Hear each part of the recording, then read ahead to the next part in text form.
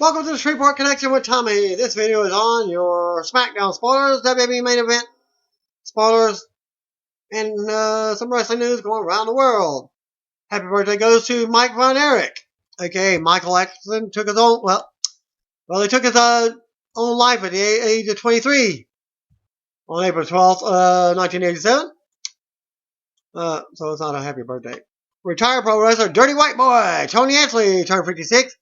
He had a brief WWE run as TL Hopper. Advertised dark main event for SmackDown taping was Dean Ambrose and AJ Styles versus Chris Jericho and Kevin Owens. We lost another wrestling brother this week. ECW original Balls Mahoney passed away at the age of 44. Several of his friends in the business are remembering him on social media this evening or yesterday. I'm doing this video on Wednesday. They posted it last night, Tuesday night. Chris Candido's brother Johnny said a friend saw ambulances parked in front of Mahoney's house, and when he called his wife, she gave him the unfortunate news. Johnny later said Balls died suddenly in the home. Keep you updated when more info becomes available. That news was just yesterday. And I'll also show you a picture of Balls Mahoney if you don't know what he looks like. As noted, Balls Mahoney passed away at his home at the age of 44. Comments from WWE, as well as Tommy Dreamer, Blue Meanie, Rob Van Dam, Hurricane Helms, and Mick Foley. Bang, bang. WWE issued this statement. WWE is saddened to learn of reports that Jonathan Reckner, best known for competing in ECW as Balls Mahoney, has passed away. WWE extends its condolences to Reckner's family, friends, and fans. At Real Mick Foley just heard of the passing of ECW original Balls Mahoney, thinking and praying for his little boy he loved so dearly. Show you a picture. Again. Dreamer also posted a picture. Him and Balls Mahoney. The Tommy Dreamer. I am sad, beyond sad to announce my friend, ECW original Balls Mahoney, has passed away. I just spoke with his wife. At Blue Meanie BWO. I'm saddened to learn the wrestling world has lost another brother. Rest in peace, Balls Mahoney. My thoughts are with his family. At Shane Helms, Rip Balls Mahoney. We ran in different circles, but you were always kind to me and always smiling. Thanks for the Stephen King convos. Hashtag Spork. At the Real RVD commented, Rip Balls Mahoney. And this is what may have led to his death. He took a rough fall a few days ago and badly hurt his hip. According to PW Insider, after the fall, he had been using a walker to get around, but became ill and passed away. No other details are known yet at the time of my video, and I'll keep you updated with any info that I get along that comes available. And as well, my condolences goes out to the Reckner friends and family. Here's a clip from Supergirl on CBS with former Divas champion Eve Torres Gracie debuting as DC Comics character Maxima. Watch this on YouTube. TNA Impact Wrestling replay will no longer air late Tuesday nights on Pop TV. It will now be airing on Saturdays at 11:30 a.m. Eastern Standard Time, 10:30 Central Time. Regarding the change, the feeling is that the replay wasn't bringing in a number big enough to justify it staying on Tuesdays. And I noticed last week it was on both days. It was on Tuesday late night at 11 Central Time, as well as Saturday. I think it was Saturday night. The move was reportedly decided on both by TNA and Pop TV.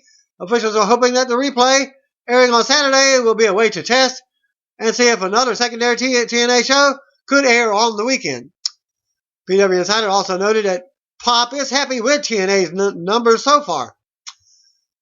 But TNA President Dixie Carter reportedly promised employees at a staff meeting last week that big things are on the horizon for the company.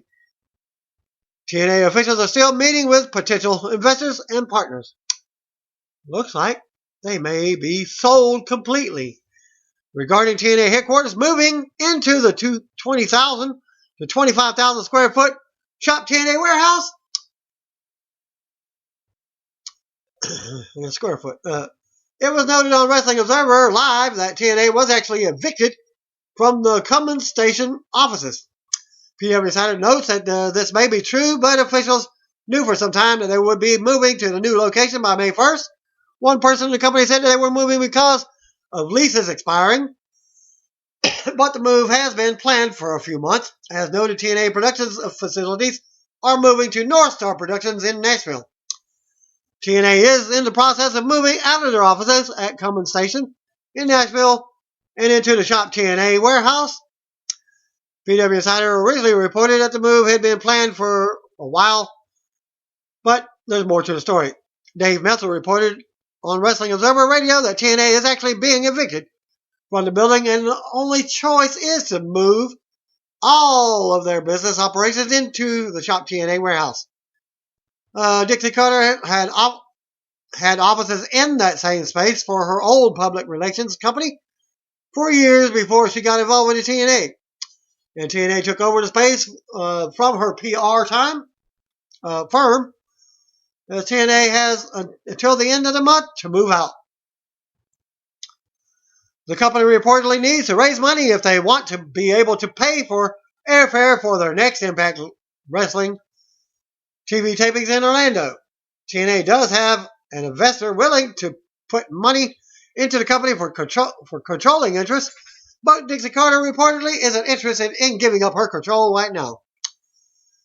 WWE New York Stock Exchange announced that a new class of 10 recruits, including a former NFL player, All-American collegiate wrestler, U.S. Marine Corps veteran, and talent from independent wrestling circuits have begun training at the state-of-the-art WWE Performance Center in Orlando, Florida. Quote from that, with support from our world-class coaching staff at the Performance Center, these men and women will have the chance to on their skills and fulfill their dreams of becoming a WWE superstar, said Triple H. WWE Executive Vice President, Talent, Live Events, and Creative. Our state-of-the-art training facility gives our talent every opportunity to succeed and grow, and I'm pleased to welcome this new class to WWE. Here, the new training class includes Babatunde Ayagbushi from Oleniska, Poland, standing 6'9" and weighing in at 350 pounds. He is a former professional football player who had stints in Poland and Germany. Most recently, he spent the 2015 preseason with the Minnesota Vikings as an offensive lineman. Bianca Blair from Knoxville, Tennessee. Blair was an All-American and All-SEC track and field performer in hurdles at the University of Tennessee and was named to the SEC Academic Honor Roll in 2011 and 2012. Also a CrossFit competitor and powerlifter, Blair has been featured in RX Magazine, Femme Rogue Magazine, and CrossFit.com. Nikola Bogojevic, hope I pronounced that, Bogojevic, from Superior, Wisconsin. World-class Greco-Roman wrestler who was the national champion in Greco-Roman wrestling at the Junior Pan Am American Games in 2011. Also won bronze at the Pan Am Games in Greco-Roman wrestling in 2014 and has extensive experience training at the Olympic Training Center in Colorado Springs, Colorado. Carolyn Dunning from Las Vegas, Nevada. Dunning is a former Air Force ROTC member and nationally ranked bodybuilding bikini competitor by the National Physique Committee. Macy Estrella from Paris Island, South Carolina. Trained with Tom Caiazzo of American Premier Wrestling Estrella is a former U.S. Marine and member of the Marine Corps SWAT team. Nicola Glencross from Glasgow, Scotland, also known as Nikki Storm. Glencross has 8 years of experience on the independent circuit for Japanese Women Pro Wrestling, JWP, Pro Wrestling Eve, Scottish Wrestling Alliance, Insane Championship Wrestling, Pro Wrestling Elite, Stardom, and, of course, Shine. Terrence Jean-Jacques from Boston, Massachusetts, standing 6'3", weighing in at 265 pounds. Jean-Jacques was also an All-American wrestler at the University of Rhode Island in 2015. Prior to that, he accumulated 32-2 record in wrestling at the University of Iowa. Daniela Camella from Los Angeles, California, trained with Rikishi Fatu and David Gangrel Heath at Knox Pro Entertainment, formerly Knox Pro Wrestling. Camella was an on-air talent for Fox Sports Arizona, Phoenix Suns dancer, and Arizona Cardinals cheerleader. Michael Nichols from Perth, Australia, also known as Mickey. Nichols has 10 years experience wrestling on the independent circuit for multiple organizations, including Pro Wrestling Noah, where he is 2-time heavyweight tag team champion with Shane Verizor, New Japan Pro Wrestling, NJPW, and Explosive Pro Wrestling.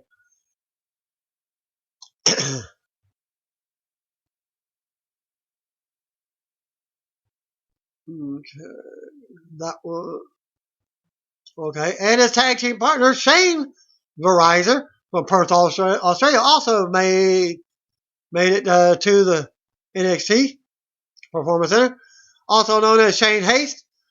Verizor has 11 years of experience on the independent scene for multiple organizations, including Pro Wrestling Noah, where he was 2-time heavyweight tag team champion with Michael Nichols, and Explosive Pro Wrestling.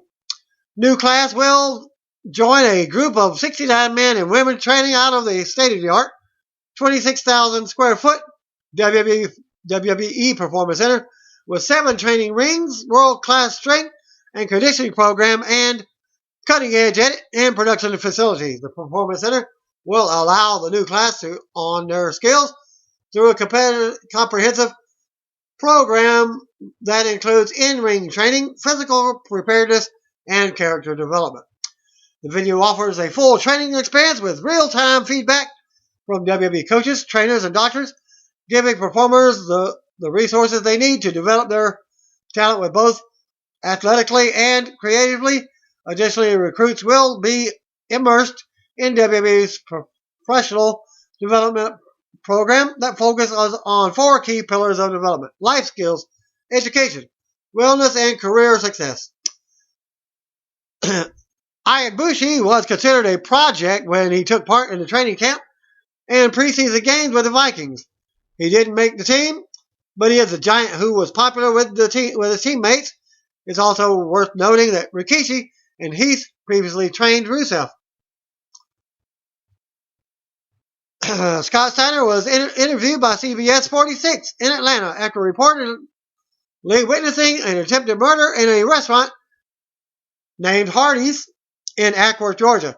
Steiner was interviewed by a reporter about the incident between the two men in Hardees. He called the altercation pretty freaky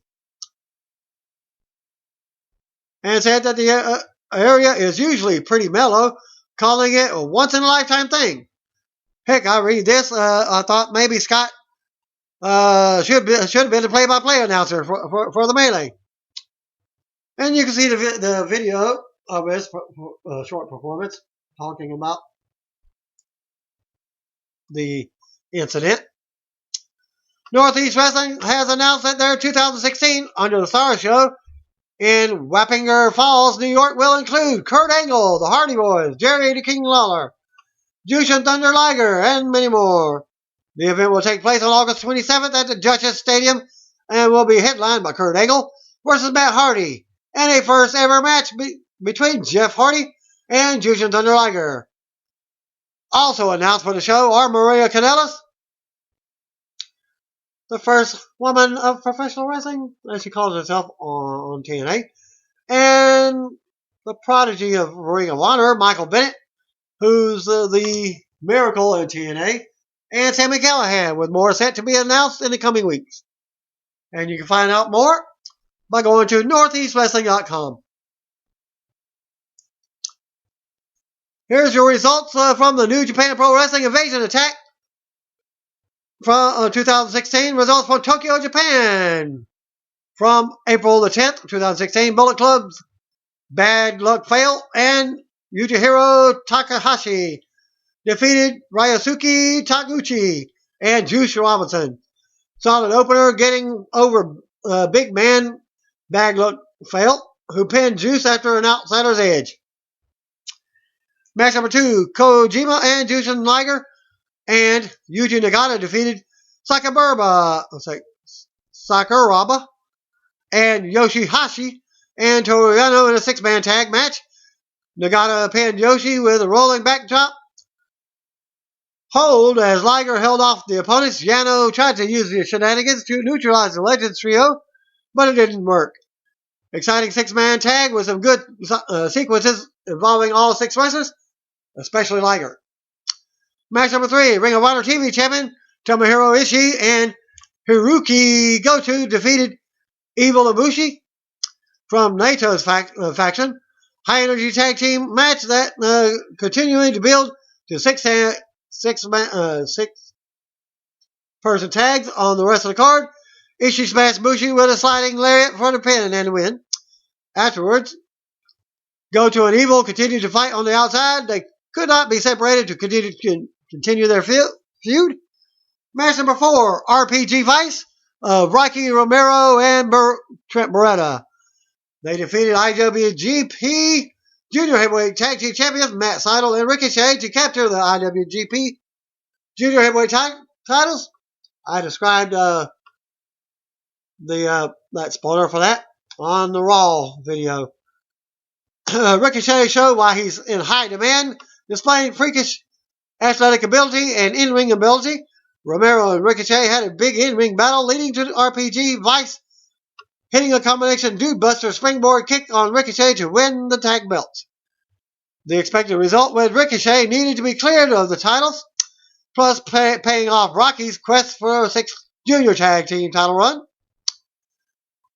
Match number 5, IWGP Junior Heavyweight Champion Kushida defeated Will Ospreay in just over 15 minutes to retain the IWGP Junior Heavyweight title. Insanely good title match in Ospreay's NJPW debut. Midway through the match, Ospreay took advantage of Okada's Chaos endorsement by teasing the Rainmaker, but Kushida ducked it. Kushida kept working on Ospreay's left elbow forearm throughout the match, eventually securing the hoverboard lock for the tap out. The build up to the finish was amazing with counters, reversals, and aerial high flying. 4 1/4 stars. They didn't rate the other matches. After the match, Ospreay was helped to the back. Jushin Thunder Liger strolled down the ringside, wowing the crowd. Liger entered the ring and congratulated Kushida before saying he wants a title shot. Kushida accepted as NJPW continues to reintroduce the legends from the roster back in the various title pictures following big roster departures. On the way out of the ring, Kushida stopped by the Ring of Honor announce booth to tell Kelly and Carino to relay a message that he wants a Ring of Honor world title shot. NJPW went to a G1 Climax 2016 tournament announcement. Advertising July 18th is the kickoff. This is a lengthy tournament going all over Japan, spanning 19 shows, concluding on August the 12th to the 14th for the finals. Well, at that point, they had an intermission. And then match number 6, Tanahashi and Yoshitatsu and Michael Elgin defeated never openweight 6-man tag team champions Bullet Club of Kenny Omega and Young Bucks to capture the never openweight 6-man tag titles. This was Yoshi's big return after missing nearly 2 years from his neck injury. Right on cue, Bullet Club's elite teased the Styles Clash, scaring the crowd, but Tanahashi and Elgin saved Yoshi. Lots of in and out tags, 3-on-1 type of situations, roller coaster of potential outcomes with a lot of big spots before Elgin hit a super Elgin bomb on Nick Jackson to score the win and become new champs. Also, of note, during the match, Cody Hall was part of an injury angle. The Bucks did a spot from the balcony, wiping out everyone on the floor, including Cody. Yeah, Scott Hall's son. Cody was KO'd on the floor for a while until placed on a back brace and taken out. After the match, Yoshi had a big celebration. Omega then entered the ring with his IWGP Intercontinental title belt and challenged Elgin to bring it. Lots of cussing from Omega, who told him he's on. Elgin then deferred to Yoshi to finish the celebration. Elgin and Yoshi left ringside, but bad luck fell, grabbed Tanahashi and attacked him at ringside. Fell then threw Tanahashi back into the ring and smashed him to the mat, setting up Tanahashi's next singles feud. Video package aired of Yuji Nagata leading Kojima, Tenzin, and Nakanishi, trying to take back their places in New Japan. For Tenzin, at the age of 45, can he recapture singles gold? Match number 7, Never Open Champion. There's a Never Open weight champion. Shibata defeated Tenzin to retain the Never Open weight title. This was a heck of a physical match. Shibata came out strong, attacking Tenzin, who fought back with a nasty sounding headbutt. Shibata came back with a sleeper into the PK for the pin and the win. After the match, Yuji Nagata entered the ring to check on Tenzin. Fans thought Nagata was going to challenge Shibata, who took his title and walked over to the Legends. Shibata bowed to Tenzin, then suddenly kicked Nagata in the head. Everyone cleared out as Nagata slowly got up and removed his shirt, ready to fight Shibata. Nagata had to be held back as Shibata held his title belt in Nagata's face. Shibata conquered Kojima, then Tenzin. When will he face Nagata? What's the question? Match number 8, Bullet Club's Tama Tonga and Tonga Roa defeated IWGP World Tag Team Champions Hanma and Togi Makabe to capture the IWGP World Tag Team titles. The crowd was stunned by the Gorillas of Destiny winning the belts. They hit the double team combo on Hanma 2 times to win the belts after neutralizing Makabe on the outside. Lots of close near falls throughout the match. Tama kicked out of the Kokishi. Then Hanma hit another Kokishi, but missed the top rope Kokishi that would have won the match. Match number 9, New Japan Cup winner Naito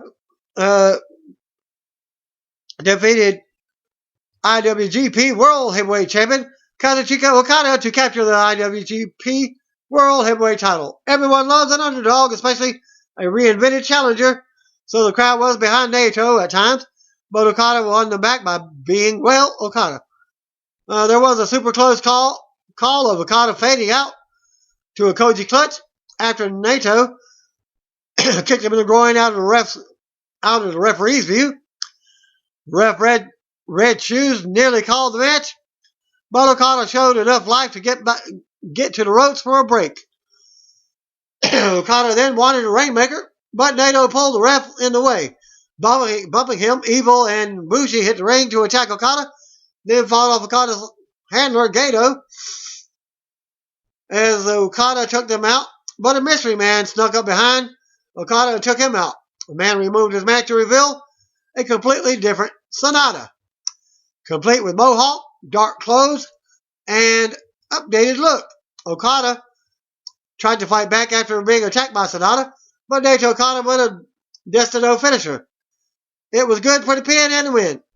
After the match, Naito's faction beat down Okada until Chaos members of Tomohiro Ishii and Goto sent them out of the ring. As Okada was helped to the back, Naito tried to get in the ring for his title presentation, but Ishii stood in his way. Big stare down with Ishii, not letting Naito in the ring. Ishii eventually gave way and Naito kicked him from behind. Naito then received his title, belt, and trophy. Then cut a promo mockingly thanking the fans for their support. He said they are an unstoppable faction taking over New Japan. Naito then threw down the title belt and left the ring, drawing gasps from the crowd, indicating he's not that interested in the title. Just the power that comes with it to make his faction stronger.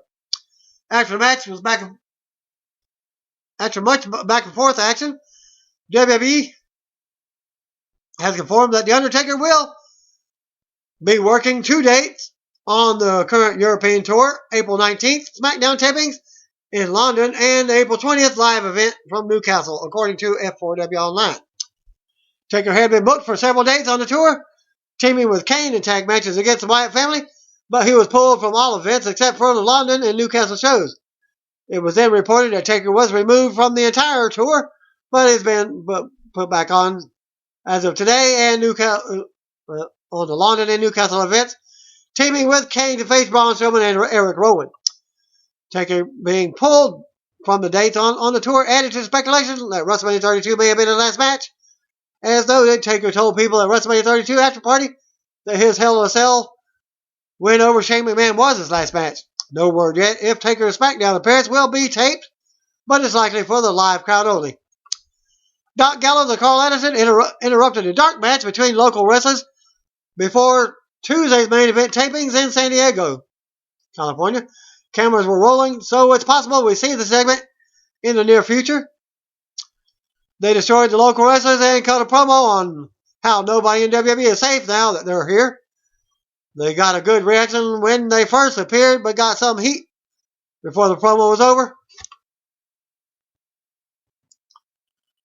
First spoiler, thanks to for main event spoilers, thanks to Xavier Bradshaw. He said U.S. Champion Kalisto defeated Heath Slater. Apollo Crews defeated Bo Dallas. Kevin Owens defeated Dolph Ziggler. Report number 2, thanks to .net reader Larry Navarro from San Diego, California, sent in the following results. Gallows and Anderson took out local wrestlers and cut a promo in which they said, nobody can stop us. Nobody is safe. And they got some heat. This may have been a dark segment. Kalisto defeated Heath Slater with Bo Dallas and Adam Rose and Curtis Axel in the corner. Kalisto got the basic win. As a Social Outcast grew some good heat after the commercial break. Social Outcast cut a promo challenging anyone.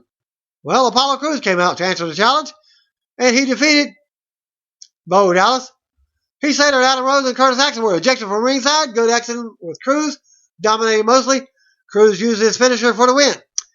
Kevin Owens defeated Dolph Ziggler. Back and forth action between the two. Owens got good heat and won with the pop-up powerbomb for the win. Third report, thanks to Ryan Clark from Pro Wrestling Scoops. Dark match. Local wrestlers face off. In singles action, I'm thinking. And Doc Gallows and Carl Anderson came out and destroyed them. Show you a picture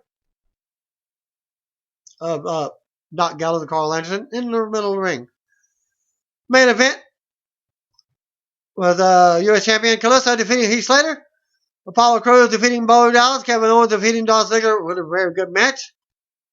First report of SmackDown spoilers, thanks to Javier Bradshaw and Nick the Slick for the following SmackDown spoilers. From San Diego, SmackDown opened up with an Intercontinental Champion, The Miz, and Maurice out for Miz TV. They got really good heat to start. Zack Ryder interrupted, and The Miz teased that he would give Ryder another title shot. But Ryder's already booked in a match with Baron Corbin. Baron got an easy win over Zack Ryder after the match. Baron then beat Ryder down again. But Dolph Ziggler made the save, and they brawled. Emma defeated Paige in a quick match. Paige took a nasty spill in the corner, but looked to be fine. Enzo Amore and Colin Cassidy defeated the Ascension to advance in the tag team tournament. Enzo and Cass were over big time and looked awesome in the ring. Backstage segment with Alberto Del Rio interrupting AJ Styles, which led to the next match. AJ Styles defeated Alberto Del Rio. Good match with very hot crowd, but Del Rio botched the move and Styles landed on his neck. He won with a roll-up and was holding his neck on the way to the back. Hopefully just selling, but it looked bad live. Backstage comedy segment with Fandango and Golden Truth. Bob Villains defeated Goldust and R-Truth in a quick match to advance in the tag team tournament. Sami Zayn and Chris Jericho was a hot main event, with Dean Ambrose and Kevin Owens on commentary and providing distractions, good action in the ring, and entertaining stuff outside. Owens interfered to cause a disqualification, which led to the babyfaces standing tall to end the show. Second report, thanks to Larry Navarro, who posted the SmackDown spoilers. Maurice started the show and introduced The Miz for Miz TV segment. Miz's guest was his wife, Maurice. He said he was going to ask the question everyone wanted to know, which was, what is it like to be married to The Miz? Zack Ryder interrupted and demanded a title match. Miz said yes, but forgot Zack had an opponent already. Out came Baron Corbin, and Baron Corbin defeated Zack Ryder. Enzo Amore and Big Cass defeated the Ascension to advance in the tag team tournament. JoJo then interviewed AJ Styles, who was interrupted by Alberto Del Rio. This one was a little bit different. Didn't say it was backstage or anything. Third match with AJ Styles defeating Alberto Del Rio. That was set up by that backstage segment. And Styles won with a quick roll-up. Schoolboy roll-up, I'm guessing. Goldust, R-Truth, and Fandango had a backstage promo. Bob Villains defeated Goldust and Fandango to advance in the tag team tournament. So it wasn't Golden Truth. It wasn't R-Truth and Fandango. It was Goldust and Fandango. Okay. Bob Villains made their entrance with little to no reaction. Bob Villains then got a quick win to advance to face the Usos. The next round features the Usos versus Bob Villains and Enzo and Cass versus the Dudleys. Chris Jericho was interviewed by JoJo. He got major heat by calling San Diego a dump.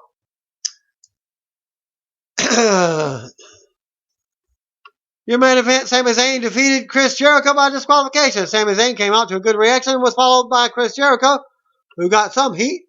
Zayn had the upper hand to start the match. Jericho rolled out of the ring. Kevin Owens interrupted and was followed by Dean Ambrose. Ambrose and Owens checked in on commentary. Jericho and Ambrose exchanged words. Jericho drew heat with that. Jericho then got the upper hand on Zayn. Sami recovered and got some good offense, but was quickly stopped by Jericho, who then applied the balls to Jericho. Sami made it to the ropes to break the hold. Jericho then attacked Ambrose only to have Sami throw Jericho into Owens. Owens and Ambrose were down at this point. Owens attacked Sami for the disqualification. Ambrose made a save. Ambrose and Sami stood tall to conclude the SmackDown tapings. And here's what happened afterwards. Dark match main event. Sami Zayn and Dean Ambrose defeated Chris Jericho and Kevin Owens. Ambrose delivered a promo to set up the dark match. Sami and Jericho started the match. Owens and Jericho controlled the match for the most part. Ambrose took the hot tag and then nailed the dirty deeds on Owens for the win to send the crowd home happy. The arena was only about 80% full, and it's a very small arena. And that concludes my SmackDown and main event spoilers for this week. Thanks again. Peace out. See what I want to be. By the way, if you don't know, just call me brothers and sisters.